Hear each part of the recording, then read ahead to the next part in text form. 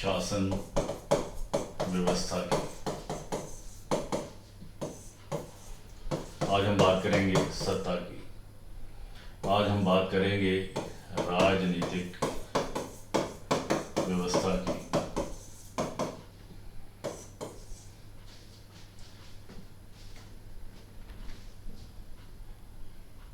जब से इंसान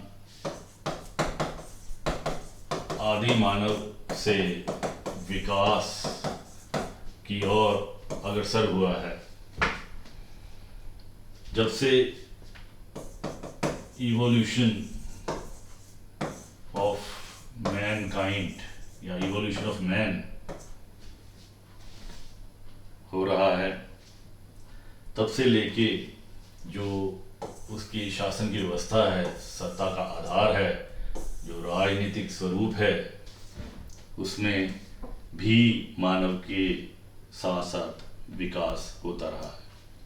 कैसे होता रहा है?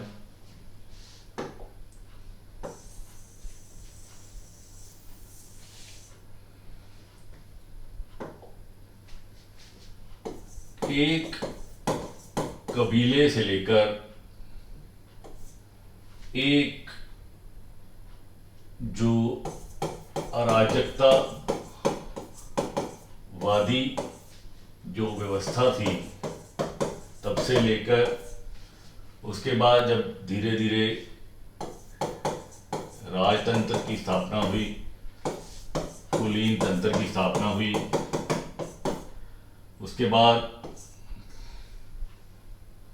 लोकतंत्र की स्थापना हुई, लोकतंत्र। तो इस तरह से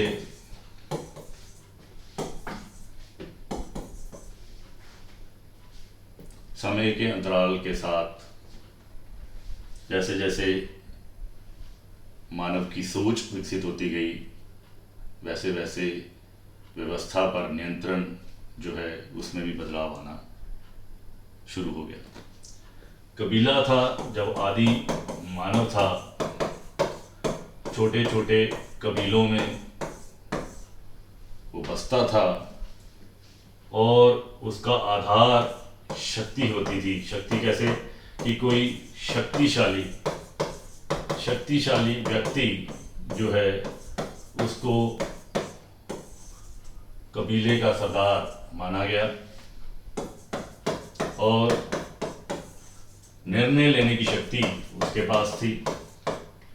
निर्णय की शक्ति उसके पास थी। अब निर्णय में क्या होगा कि जो भी कानून या नियम कबीले का होगा उसको बनाएगा भी वही, उसको लागू भी वही करेगा, उसके अकॉर्डिंग निर्णय भी वही करेगा। तो ये जो तीन शासन की जो तीन शक्तियां हैं, नियम या कानून बनाने की शक्ति, लागू करने की शक्ति, निर्णय लेने की शक्ति, ये तीनों शक्तियां एक ही जो शक्तिशाली व्यक्ति था उसके हाथ में केंद्रित थी। उसके बाद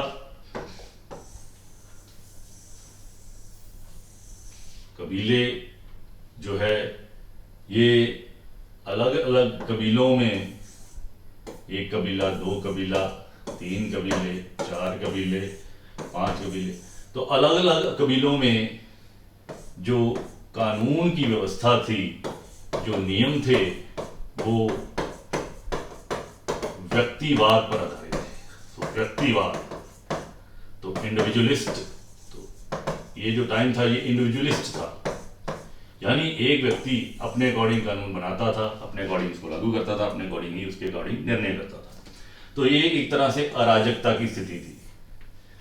क्यों अराजकता थी? एक कबीले में एक खास तरह का कानून हो सकता था, उसको अलग तरह से लागू किया जाता था, उसके अकॉर्डिंग अलग से निर्णय किया जाता था, दूसरे में अलग, तीसरे में अलग, चौथे। तो इस तरह से जब हम इनके संबंधों की विवेचना करते थे अलग अलग कबीलों की एक दूसरे के साथ, तो ये एक अराजकता की स्थिति उत्पन्न करती थी। उसके बाद जब राज्यों का विस्तार हुआ, छोटे छोटे कबीले मिलकर एक बड़ा राज्य बन गए, यानी एक ही राजा के नेतृत्व के नीचे आ गए, तो राजतंत्र, धीरे धीरे ये एक नया सिस्टम हमारे सामने आया, राजतंत्र। अब ये जो राज्य था या राजा की जो शक्ति थी, अब ये एक शक्ति साम्राज्यवादी शक्ति का रूप धारण कर गए। तो एक राज्य, दूसरे राज्य, तीसरे राज्य, तो जिस तरह से कबीलों का सिस्टम था, तो धीरे धीरे इनका आपस में विलय होना शुरू हो गया। तो जो छोटे छोटे राज्य थे अब वो साम्राज्य बन गए, जो राजा थे वो महाराजा बन गए, वो चक्रवर्ती सम्राट बन गए। उसके बाद ये जो राजा थे, इनके लिए बड़े बड़े जो इनके साम्राज्य थे, इनको संभालने में दिक्कत आनी शुरू हो गई, क्योंकि भौगोलिक रूप से एक निश्चित क्षेत्र के ऊपर राज्य करना एक व्यक्ति के हाथ में था, लेकिन एक भौगोलिक क्षेत्र के बाद अपने अकॉर्डिंग नियमों को, कानूनों को लागू करना आसान बात नहीं थी। तो इस करके अब एक नई तरह की व्यवस्था सामने आई, जिसको हम नाम देते हैं कुलीन तंत्र या जागीरदारी प्रथा, जागीरदारी प्रथा या सामंतवादी व्यवस्था। तो इस तरह से जो अलग अलग राज्य थे, उनको अलग अलग, जो राजा था उसने अलग अलग जागीरदारों या सामंतों को, तो जागीरदारों या सामंतों को जिम्मेदारी उनकी सौंप दी कि आप अपने हिसाब से व्यवस्था को चला सकते हैं। अब ये जो जागीरदार थे या ये जो सामंत थे, इनका आधार था कि ये लोग या तो शक्तिशाली व्यक्तित्व के स्वामी थे, योद्धा थे, या बड़े व्यापारी थे,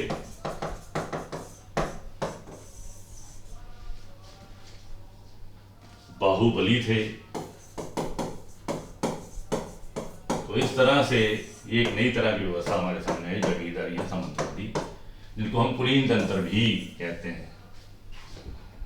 उसके बाद लेटेस्ट, जब विश्व के अलग अलग राजतंत्रों में व्यवस्था गड़बड़ा गई, क्योंकि जैसे मैंने पहले बताया कि एक भौगोलिक क्षेत्र तक एक व्यक्ति के कानून नियम लागू हो सकते हैं, उसके बाद व्यवस्था को संभालना आसान कार्य नहीं था। तो इस करके अब विश्व के जो राजतंत्र थे उनमें फूट डलनी शुरू हो गई। वहाँ के जो सामंत थे या जागीरदार थे, उन्होंने विद्रोह करना शुरू कर दिया। तो इस तरह से इस लड़ाई में एक नए तरह की व्यवस्था हमारे सामने आई, जिसको नाम दिया गया लोकतंत्र। लोकतंत्र, तो लोकतंत्र का आधार लोगों के लिए, लोगों द्वारा सरकार, ये आधार था लोकतंत्र। लोगों के लिए, लोगों द्वारा सरकार, जिसमें वोट डालकर आम जनता या लोग अपने लिए ही, जनता के लिए ही, अपने लिए ही सरकार का गठन करते थे, सरकार या शासन व्यवस्था का गठन करते थे, और अपने लिए ही फिर फैसले जो है वो लेते थे, तो जनता के हित के लिए। तो इस तरह से ये जो लोकतंत्र था, इसको कल्याणकारी माना गया। अब लोकतंत्र को लोक कल्याणकारी, एक कल्याणकारी व्यवस्था माना गया। वो इसलिए क्योंकि अब आम जनता जो है, आम जनता इसमें एक्टिव रोल अपना प्ले कर सकती थी। अब कानून या नियम जो है वो आम जनता द्वारा बनाए जाने लगे, लागू किए जाने लगे और आम जनता जो है निर्णय की शक्ति उनके हाथों में आ गई। तो निर्णय की शक्ति अब लोगों के हाथों में आ गई, आम जनता के हाथों में आ गई। तो ये कुछ एक मुख्य शासन व्यवस्था के आधारभूत जो व्यवस्था है उसकी चर्चा हमने की। अब क्वेश्चन आता है कि एक प्रश्न है कि कौन सी व्यवस्था जो है उसको हम बेस्ट माने, बढ़िया जो शासन व्यवस्था है या राजनीतिक जो व्यवस्था है, अब कौन सी है वो? क्या वो कबीलदारी व्यवस्था थी या अराजकतावादी? ये तो हो नहीं सकता। राजतंत्र थी, कुलीन तंत्र थी या लोकतंत्र? कौन सी बढ़िया सरकार की किस्म माना जा सकता है? तो सरकार की कौन सी किस्म जो है ये एक यक्ष प्रश्न है। तो चलिए चर्चा करते हैं।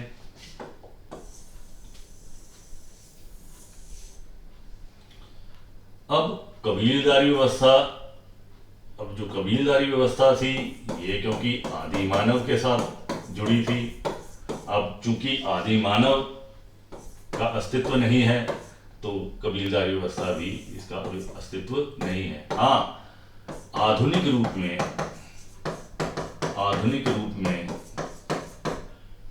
लोकतंत्र में, और खासतौर पर अगर हम भारत की बात करें, भारत के संदर्भ में अगर हम बात करें, भारत के संदर्भ में बात करें तो पंचायती राज व्यवस्था जो है लोकतंत्र के विकेंद्रीकरण मतलब जब शासन जो है निचले स्तर तक लोगों के हाथ में दी जाए, गांव स्तर पर या छोटे जो कस्बे हैं उनके स्तर पर, छोटे शहरों के स्तर तक जब शक्ति या शासन व्यवस्था लोगों के हाथों में हो तो उसको पुराने कबीलदार सिस्टम के साथ जोड़ सकते हैं। क्योंकि एक छोटे गांव में, एक छोटी पंचायत में, एक छोटे रकबे में, एक छोटे कस्बे में, शहर में एक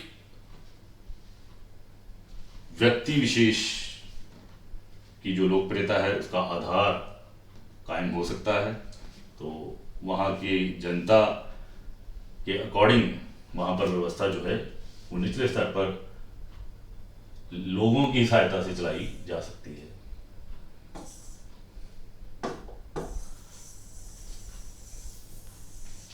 उसके बाद अराजकतावादी, तो जैसे नाम से ही अराजकता है, और हमने देखा था किस तरह से अलग अलग जो अलग अलग कबीले थे उनका सिस्टम अलग अलग था। तो इस तरह से ये व्यवस्था किसी भी तरीके से इनको हम सही नहीं मान सकते। सो स्टेट ऑफ अनार्ची जो है, ये जो स्टेट ऑफ अनार्ची है तो ये शासन व्यवस्था के विपरीत बात है। उसके बाद राजतंत्र। अब राजतंत्र की सफलता का आधार राजा की अच्छाई हो सकता है, अच्छाई मात्र। अब क्योंकि जो राजतंत्र था इसका आधार था उत्तराधिकार का सिद्धांत, उत्तराधिकार, राजा का दैवीय अधिकार। क्योंकि जो राजा होता था माना जाता था कि वो देवों का दूत है, और इस तरह से सकारात्मक पक्ष उसके साथ जोड़ा जाता था, और राजा को भी लगता था कि भाई मेरे ऊपर दायित्व है क्योंकि मुझे देवों का दूत माना गया है। तो इस तरह से वो अच्छाई को आधार मानकर शासन व्यवस्था को चलाता था। तो इस तरह से जो राजा नियमबद्ध चलता था, कानून के अकॉर्डिंग चलता था, तो वहाँ राजतंत्र सफल रहा। लेकिन चूंकि अधिकार था उत्तराधिकार, राजा का बेटा राजा, राजा का बेटा राजा। अब अगर राजा अच्छा है तो राजतंत्र सफल, लेकिन अगर राजा का बेटा नकारात्मक व्यक्तित्व का स्वामी हो जाए तो यही राजतंत्र जो है ये असफल होता था, असफल हो जाता था। क्यों?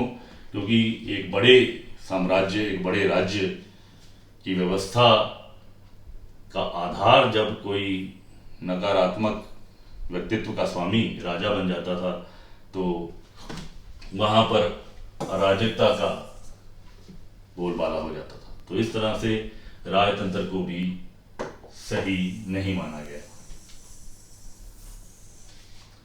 उसके बाद आया कुलीन तंत्र। जैसे मैंने आपको बताया, जागीरदार आ गए।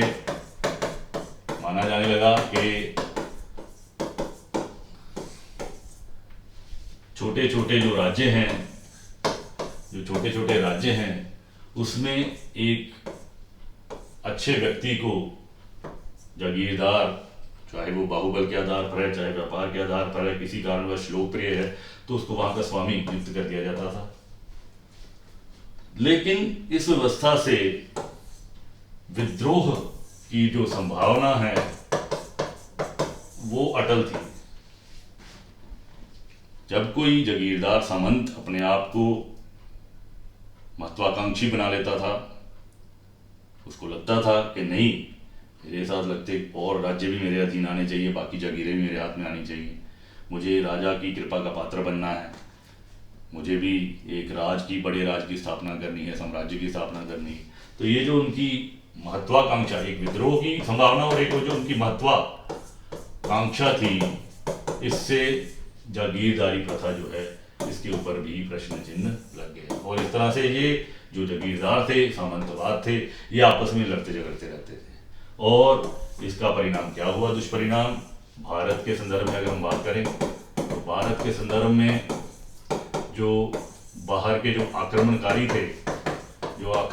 थे, जो आक्रांता थे, उन्होंने देखा कि भाई यहाँ पर तो ये छोटे छोटे जागीरदार सामंत आपस में लड़ते रहते हैं, तो बड़ी फोर्स से इनके ऊपर हमला करके इनको नेस्तनाबूद किया जाए और यहाँ पर साम्राज्य स्थापित किया। और ऐसा ही हुआ। समय के अंतराल में अगर भारत के इतिहास को हम पढ़ें तो यही हुआ था। तो जागीरदार प्रथा, सामंतवाद प्रथा, ये विद्रोह और अत्यधिक महत्वाकांक्षा और उनके परस्पर जो मतभेद थे, उन करके ये व्यवस्था भी अकुशल साबित हुई। अब उसके बाद जो हमारी आधुनिक व्यवस्था है, लोकतंत्र, जिसका आधार हमने लोक कल्याण माना है, लोक कल्याण 1947 में भारत के संदर्भ की अगर हम बात करें, इसी के साथ अन्य देशों में भी लगभग ये जो युग था, ये लोकतंत्र के उद्भव का युग रहा है। और इस तरह से विश्व के लगभग सभी देशों में लोकतंत्र की व्यवस्था जो है इसको आधार माना गया। और धीरे धीरे हर देश में लोकतंत्र की व्यवस्था जो है वो स्थापित की गई। लेकिन क्या लोकतंत्र को सफल माना जा सकता है? क्या लोकतंत्र जो है इसको क्राइटेरिया इसको दिया जा सकता है? क्या इसको गारंटी माना जा सकता है कि जहां पर भी शासन व्यवस्था लोकतंत्री है, क्या वहां पर लोग खुशहाल हैं, क्या वो विकसित मुल्क हैं? तो एक बहुत बड़ी समस्या लोकतंत्र में जो देखने को मिली है, कई समाज वैज्ञानिकों ने अपने तथ्य प्रस्तुत किए हैं, अपनी रिसर्चेज की हैं, और उन्होंने लोकतंत्र को भीड़ तंत्र का रूप माना है। क्योंकि लोकतंत्र का आधार है बहुमत का शासन। राजतंत्र में व्यक्तिवाद होता था, एक व्यक्ति के हाथ, व्यक्ति केंद्रित होता था, एक व्यक्ति के हाथ में निर्णय लेने की शक्ति होती थी, कानून बनाने की शक्ति होती थी, कानून लागू करने की शक्ति होती थी। लेकिन लोकतंत्र में क्योंकि भीड़ है, या दूसरे जो सकारात्मक रूप से कहें तो बहुमत के हाथ में ये कानून बनाने की, लागू करने की, निर्णय लेने की शक्ति जो है वो माना जाता है। लेकिन क्या बहुमत जो है इसको लोकतंत्र का आधार मानना ठीक है? लगभग 1200 ईस्वी में ब्रिटेन, जिसको कि लोकतंत्र की जननी माना गया,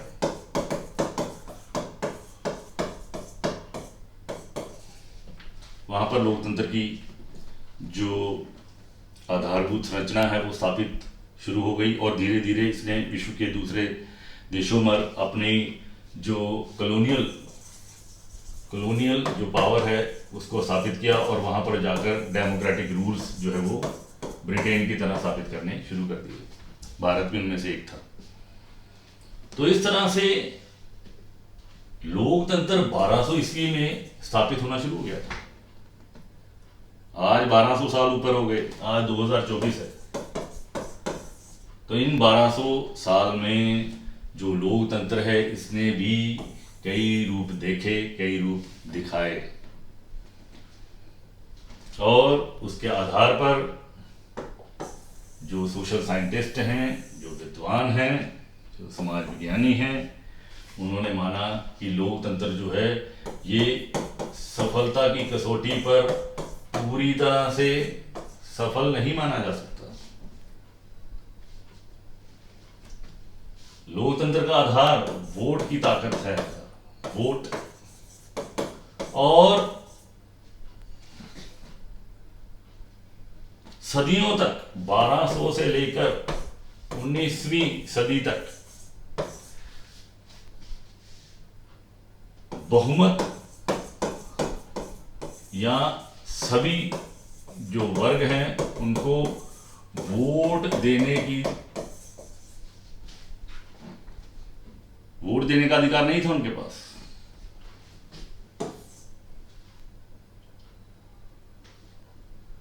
इवन मेल और फीमेल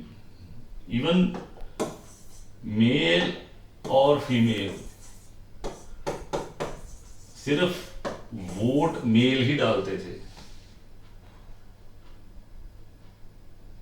और स्त्री को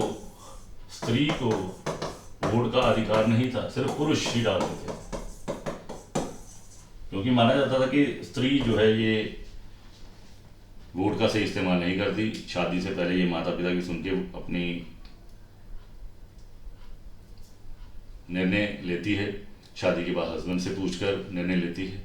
लेकिन जैसे जैसे समाज आगे बढ़ता गया, एजुकेशन का प्रसार हुआ, औरतें पढ़ लिख गई, मर्दों के बराबर हो गई, और आज औरतें मर्दों से आगे हैं। तो इस तरह से अब स्त्री को बराबरी का दर्जा दे दिया गया, और इसको भी राइट टू वोट दे दिया गया। लेकिन सदियों तक स्त्री इस राइट से वंचित थी। आप सोच लीजिए, ये लोकतंत्र की बात हो रही है, और 1200 ईस्वी से इसकी शुरुआत मानी जा चुकी है। लेकिन 19वीं सदी तक आकर तो लगभग सालों लोकतंत्र में भी इवोल्यूशन होता रहा है।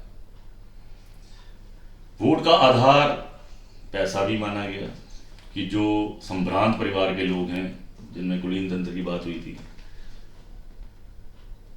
कि पैसे वालों को ही वोट का अधिकार दिया गया, गरीब व्यक्ति को वोट का आधार नहीं माना गया। क्योंकि जो समाज विज्ञानी थे उनका मानना था, कईयों का पक्ष था, कि एक गरीब व्यक्ति अपने वोट का सही इस्तेमाल नहीं कर सकता। क्यों? क्योंकि गरीब व्यक्ति जो दिहाड़ीदार है वो लालच में आके वोट का इस्तेमाल करता है। फिर धीरे धीरे धीरे इस पर भी काफ़ी मतभेद कायम रहा सदियों तक, और आज अमीर हो या गरीब, स्त्री हो या पुरुष, हर वर्ग को वोट देने का अधिकार है।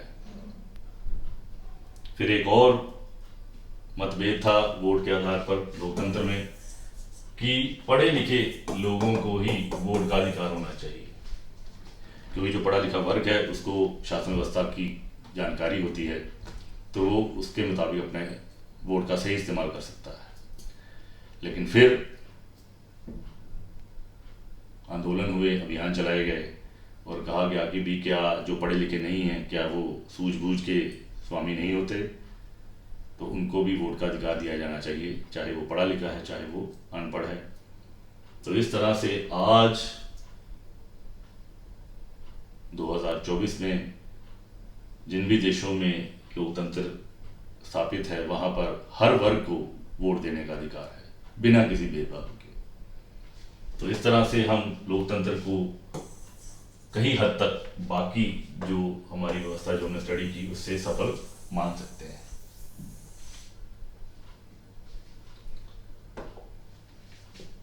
अब ये तो हो गई पक्ष में बात के सफल माना जा सकता है। अब एक जो विपक्ष है, जो लोकतंत्र के ऊपर क्वेश्चन मार्क लगाते हैं, उनका मानना है कि लोकतंत्र का मतलब भीड़ तंत्र है। क्योंकि जब तो सिर्फ किसी पुरुष को ही वोट देने का अधिकार था, सिर्फ पढ़े लिखे को ही वोट देने का अधिकार था, सिर्फ अमीर वर्ग को ही वोट देने का अधिकार था, तो यानी कुछ लोगों को राइट टू वोट था। तो इस तरह से अब समाज के सभी वर्गों को जब वोट का अधिकार दे दिया गया तो मान लिया गया कि अब भीड़ को ही अधिकार दे दिया गया है। तो भीड़ पढ़े लिखों के साथ अनपढ़ की भी है, भीड़ जो अमीरों के साथ गरीब लोग जिनको कि किसी टाइम माना जाता था कि वो लालच में आकर वोट का अधिकार जो है वो इस्तेमाल करते हैं, तो अब वो लोग भी इस भीड़ के पात्र हैं। तो इस तरह से जब बहुमत किसी भी आधार पर, किसी भी एक टॉपिक पर, किसी एक इशू पर एक तरफा हो जाते हैं तो वो लोकतंत्र के लिए घातक भी हो सकते हैं। लोकतंत्र को असफल बनाने के पीछे भी बहुमत या भीड़ की भूमिका हो सकती है। कैसे? एक लेटेस्ट घटना बांग्लादेश की लेते हैं। बांग्लादेश में वहाँ पर जो भीड़ है, जो कि बहुमत थी वहाँ के लोकतंत्र की, जिसने वहाँ की जो प्रधानमंत्री शेख हसीना को बहुमत प्रदान किया था। अब वही भीड़ किसी एक इशू के ऊपर, जैसे माना जाता है कि वहाँ पर आरक्षण के ऊपर भीड़ जो है उसने वहाँ का तख्ता पलट कर दिया। वहाँ की जो मिलिट्री है, वहाँ की मिलिट्री के साथ मिलकर जो वहाँ की बहुमत पर आधारित, लोकतांत्रिक सिद्धांतों पर आधारित जो चुनी हुई प्रधानमंत्री शेख हसीना है, उनका एक टॉपिक आरक्षण पर आधारित वहाँ की जो भीड़ है उसने वहाँ पर तख्ता पलट कर दिया। तो आप सोचिए क्या लोकतंत्र है, ये क्या लोकतंत्र है? ये बहुत बड़ा क्वेश्चन मार्क है। तो इस तरह से हमें अब समझ लगता है कि लोकतंत्र जो है इसको भी सफलता का पर्याय नहीं माना जा सकता। क्यों? क्योंकि लोगों में बहुमत भीड़ का है।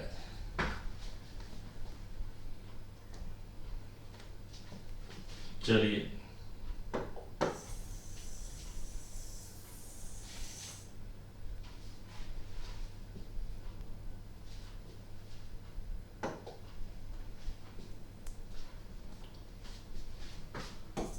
भारत के संदर्भ में